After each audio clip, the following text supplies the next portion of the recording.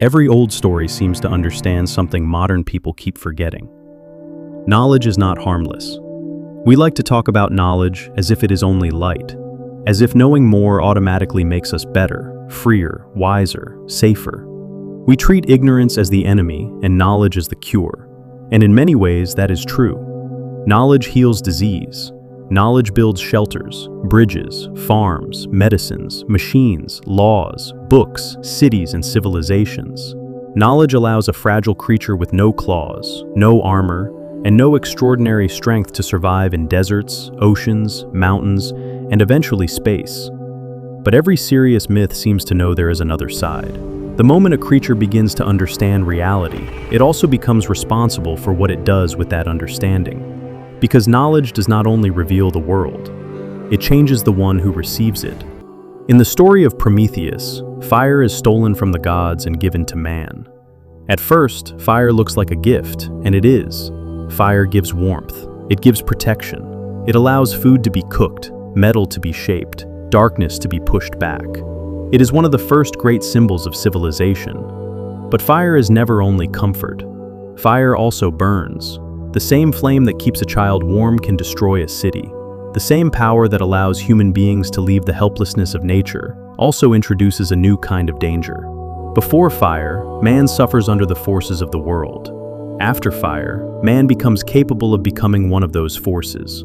That is why the myth is so powerful. Prometheus does not give humanity a simple tool. He gives humanity a threshold. After fire, man is no longer merely an animal inside nature. He becomes a creature that can begin to interfere with nature. And that changes everything. The Genesis story is even deeper, because the tree is not simply called the tree of knowledge. It is the tree of the knowledge of good and evil. That distinction matters. The story is not about humans becoming clever in a shallow sense. It is not merely about intelligence or information. It is about moral awareness. It is about the moment man stops being innocent inside creation and becomes a creature who knows enough to be responsible. Before that moment, there is nakedness without shame. After it, the human being sees himself. He becomes aware of exposure. He hides. That is an incredibly precise image of consciousness, because shame requires self-awareness. You cannot be ashamed unless you can see yourself from the outside. You have to become both the one who is seen and the one who judges what is seen. That inner division is one of the deepest marks of being human. We do not only live, we watch ourselves live. We do not only act, we ask whether the action was good, evil, cowardly, noble, selfish, faithful, false, or true. That is the burden of the knowledge of good and evil. It is not just that we know more, it is that we can no longer pretend we do not know. This is why knowledge makes innocence impossible in a certain way. A child can do something wrong without fully understanding what they have done. There is still a kind of protection around them. They are not yet carrying the full weight of moral knowledge. But an adult cannot live that way forever. At some point, you begin to know. You know when you are lying. You know when you are using someone. You know when you are avoiding the truth. You know when your apology is not really repentance, but a strategy to escape consequences. You know when you are calling something freedom, when really it is slavery to appetite. You know when you are calling something love, when really it is possession, fear, or hunger. That knowledge may be quiet, but it is there. And once it is there, innocence becomes harder to claim. This is one of the reasons human beings suffer so deeply. We do not only suffer because life hurts. We suffer because we know that our choices mean something. We know there is a difference between what we are and what we could be. We know there are moments when we choose the lower thing while seeing the higher thing clearly. An animal can be dangerous, but man can be guilty. That is a terrifying difference. Modern people often think myths are primitive explanations for things science later replaced.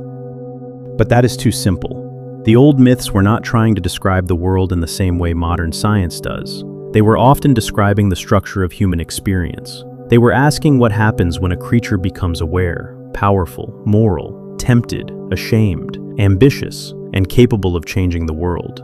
In that sense, the stories are still alive. Prometheus is not only about ancient fire.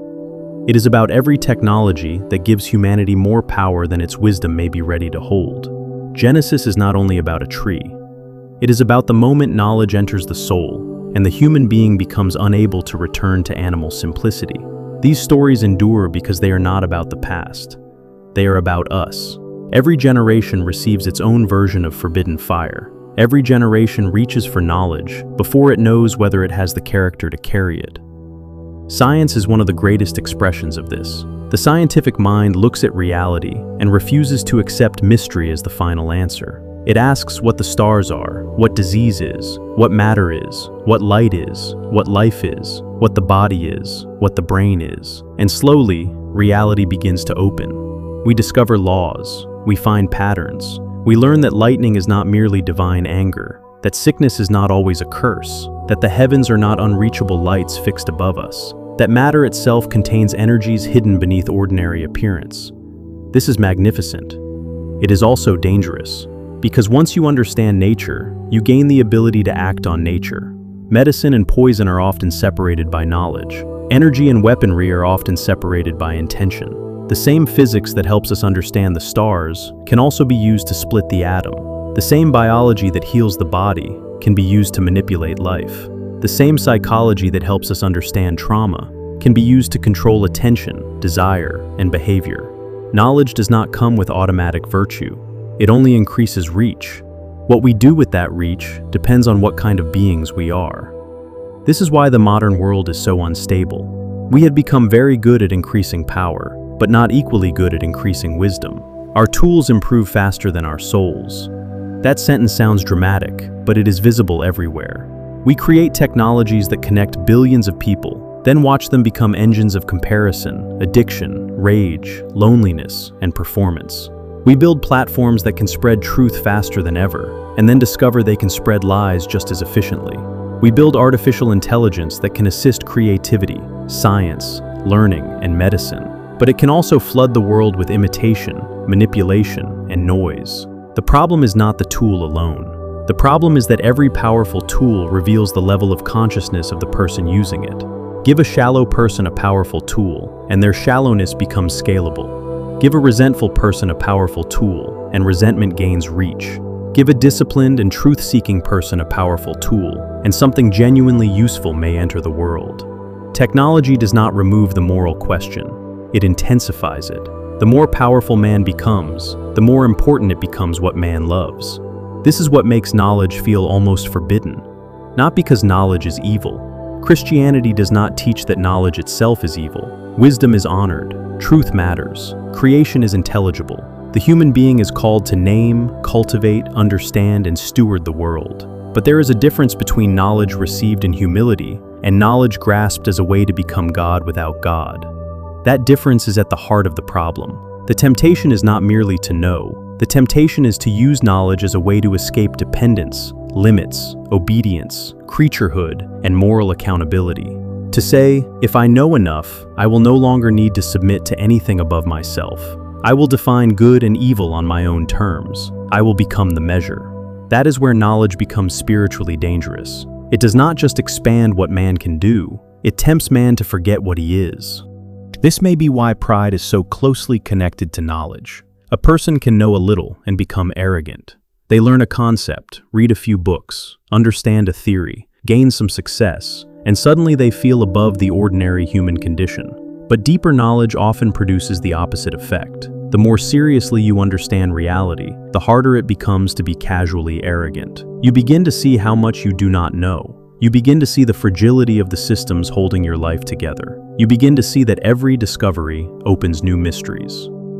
Shallow knowledge inflates the ego. Deep knowledge humbles it. This is why wisdom is different from intelligence. Intelligence can solve problems. Wisdom asks which problems are worth solving, what should not be touched, what must be protected, what kind of person power is turning you into.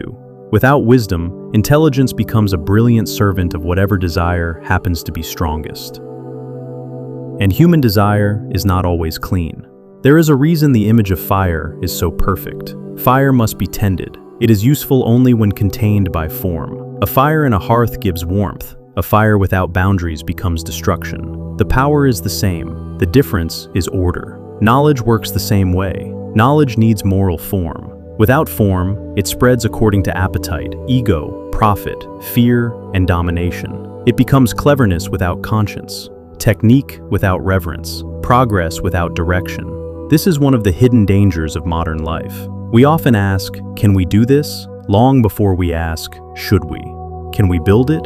Can we optimize it? Can we automate it? Can we make it addictive? Can we make it more efficient? Can we make it more profitable? Can we make it more powerful? But the question, can we, is not enough for a creature that knows good and evil. The human being must also ask, what does this serve? Because power always serves something. If it does not serve truth, goodness, beauty, love, or wisdom, it will eventually serve ego, appetite, fear, or control. There is no neutral throne. Something rules. This is also why knowledge creates responsibility at the personal level. It is easier not to know. There is a strange comfort in ignorance because ignorance protects you from decision. Before you see the pattern, you can simply repeat it. Before you understand your motives, you can call them personality. Before you know the damage you are doing, you can hide behind innocence. But once you know, the situation changes. Once you know that you use distraction to avoid your life, you become responsible for that knowledge. Once you know that your anger protects your pride more than it protects truth, you become responsible.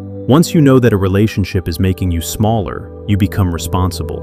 Once you know that you are wasting your gift, you become responsible. That does not mean change becomes easy. It means innocence is no longer available in the same way.